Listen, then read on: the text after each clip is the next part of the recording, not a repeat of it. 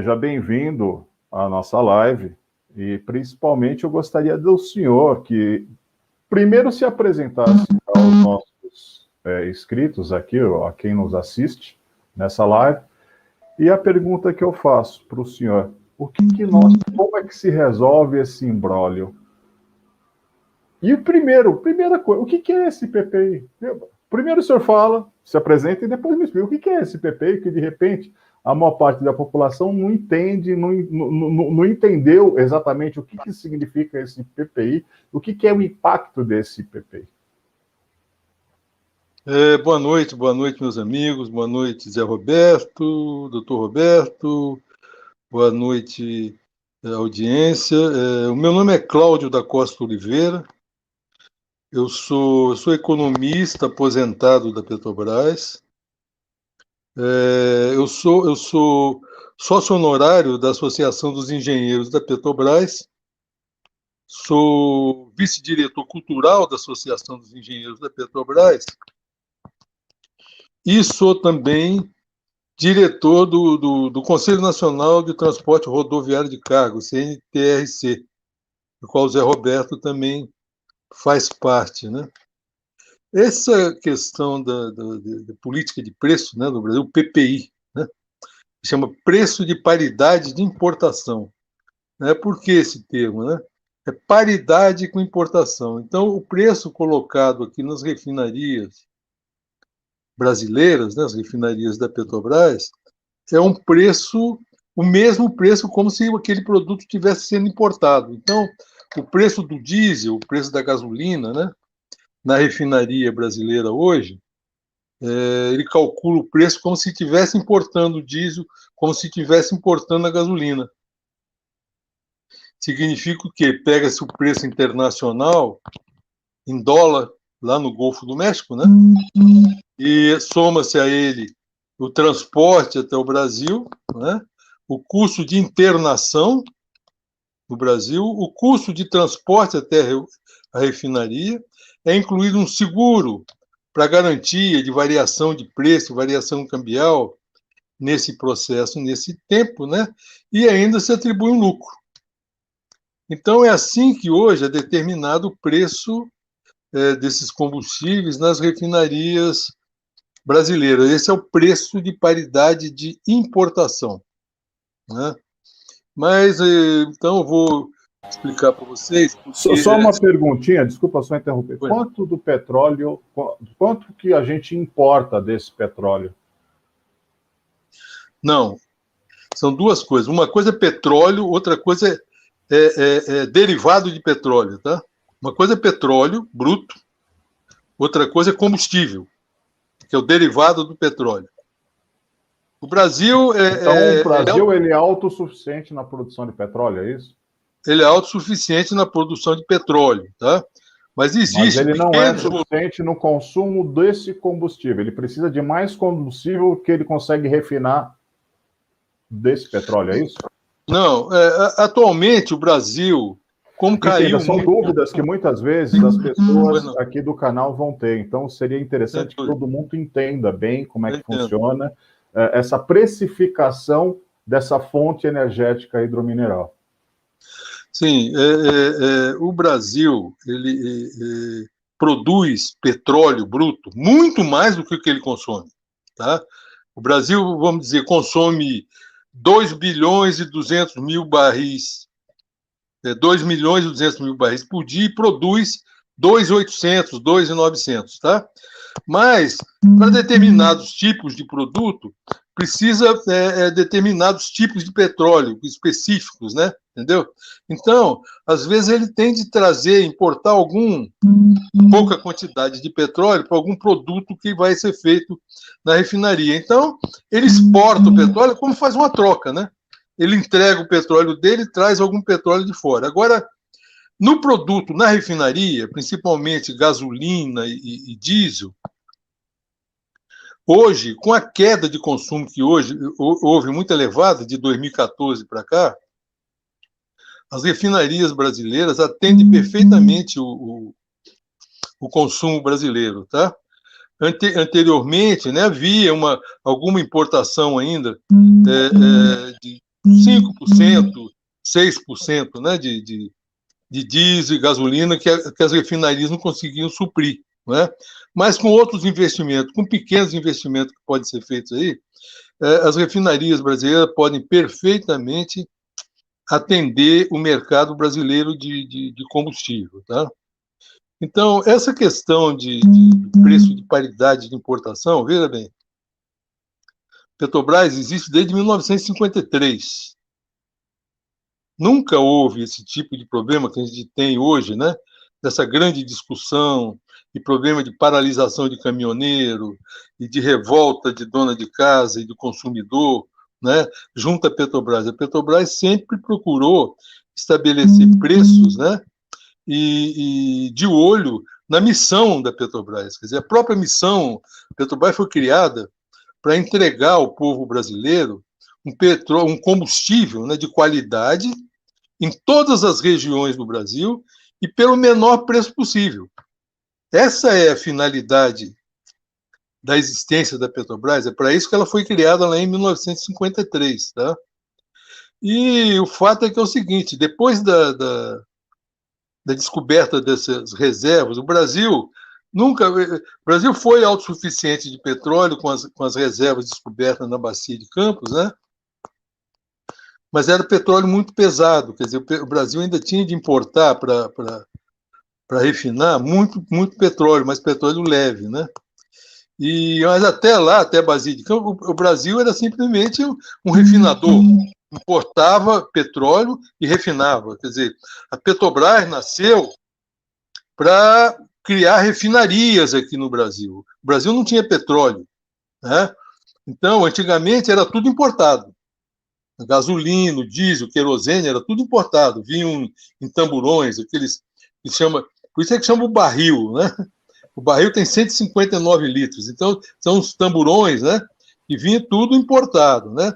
A partir do momento que foi criada a Petrobras, começou então a se implantar refinarias aqui no Brasil para substituir essa importação direta do combustível. Eu acho principalmente, eu acho importante também deixar claro para todos aí, alguma coisa da Petrobras a gente acompanha e conhece, que antes de 1953 não se sabia se tinha petróleo ou não, quer dizer, foi criada a Petrobras para descobrir o petróleo, quer dizer, então quando da criação da Petrobras, então foi todos os encargos, enfim, todo o investimento feito em cima do quê? O mundo dizia, imagina que isso, o Brasil não tem petróleo, o Brasil não tem petróleo, mas lá se insistiu para a criação da Petrobras sem ter a certeza, óbvio que já sabia que tinha, até pelo histórico, mas, enfim, não se tinha a certeza, a confirmação e a definição que tinha petróleo. A partir desse momento é que se começou a procurar o petróleo, descobrir o petróleo e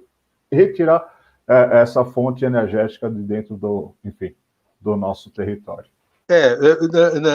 Na verdade, né, a motivação, né, da criação da Petrobras foi bem anterior a 1953, tá? Eu vou contar a história então para vocês. Em 1938, eu ainda estava no Estado Novo, né? O Getúlio nomeou para comandante do Estado-Maior das Forças Armadas o general Góes Monteiro, tá? E o general Góes Monteiro, quando assumiu o Estado-Maior das Forças Armadas, uma das funções do Estado-Maior das Forças Armadas é estudar a logística, caso o país fosse entrar em guerra, qual era a situação de logística, né? Então, logo que ele assumiu, ele chamou os imediatos dele, e entre os imediatos dele tinha uma pessoa importantíssima da história da Petrobras, né? Que era o general Horta Barbosa, tá? E ele chamou e falou, olha, me tragam aqui os estudos de logística caso o país entre em guerra. Eles falaram, o general, tem muito tempo que ninguém faz esse estudo aqui. Não tem estudo nenhum feito.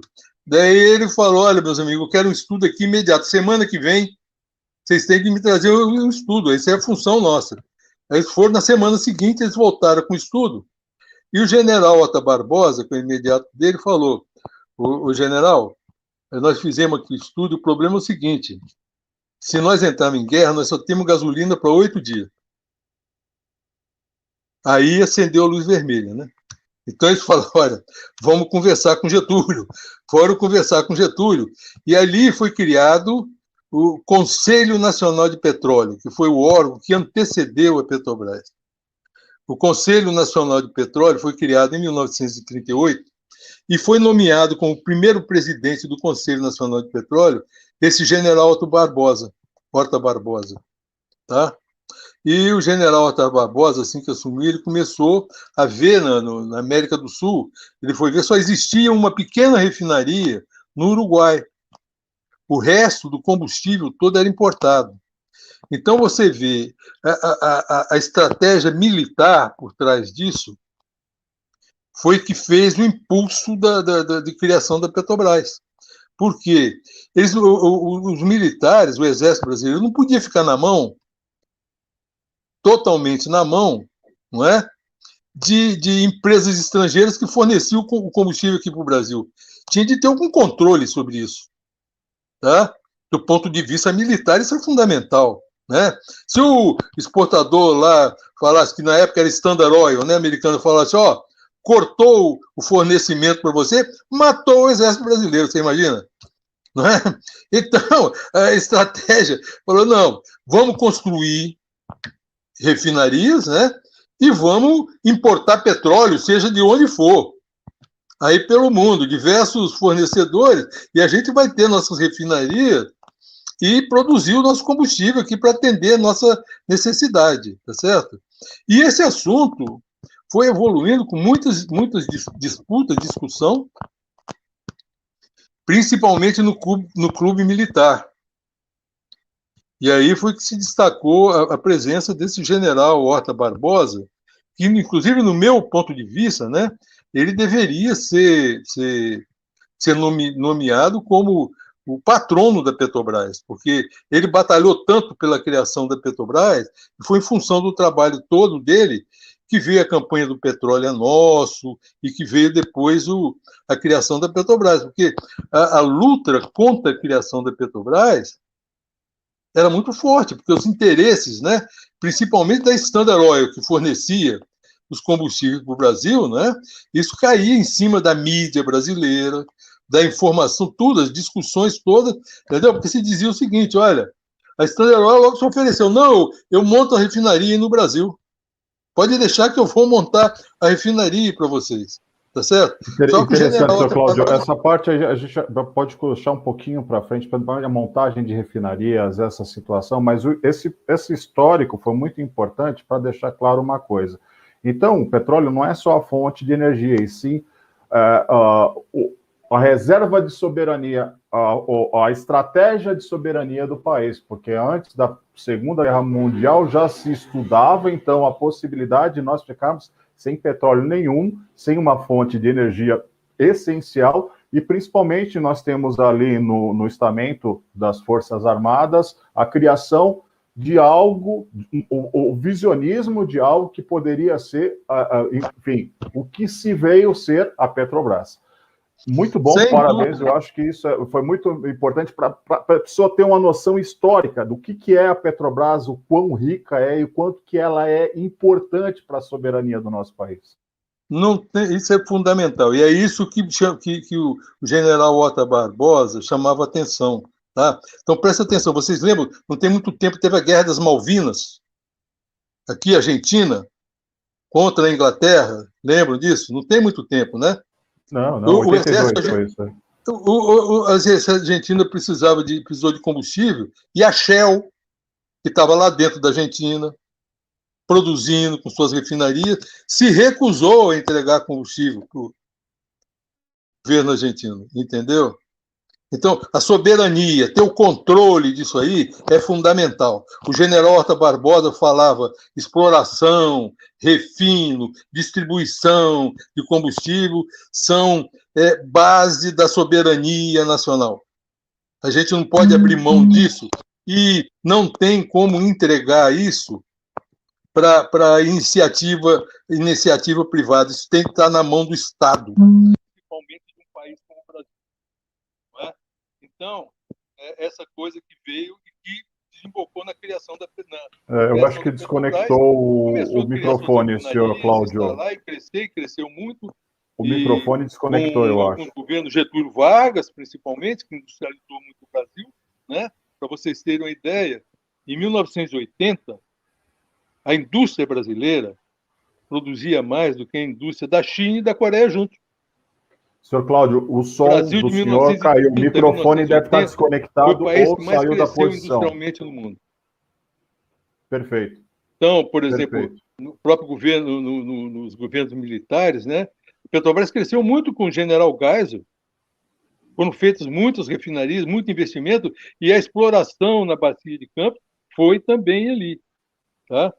Que ele mandou fazer essas pesquisas, essa exploração, e acabaram encontrando a Bacia de Campos. Foi muito importante. Só que o petróleo da Bacia de Campos é um petróleo mais pesado, então você tinha de importar mais petróleo. Agora, em 2006, foi descoberto o pré-sal. Esse pré-sal, essa reserva de petróleo, foi a maior descoberta de reserva de petróleo dos últimos 30, 40, 50 anos, não sei. Tá? Não se sabe nem ainda qual o volume de petróleo que tem lá. O que se sabe hoje é que um petróleo de altíssima qualidade, tá? Um petróleo leve, que é o que o Brasil precisava, tá certo? E mais do que isso, os campos do pré-sal, eles têm uma produtividade do mesmo nível ou maior do que os campos árabes.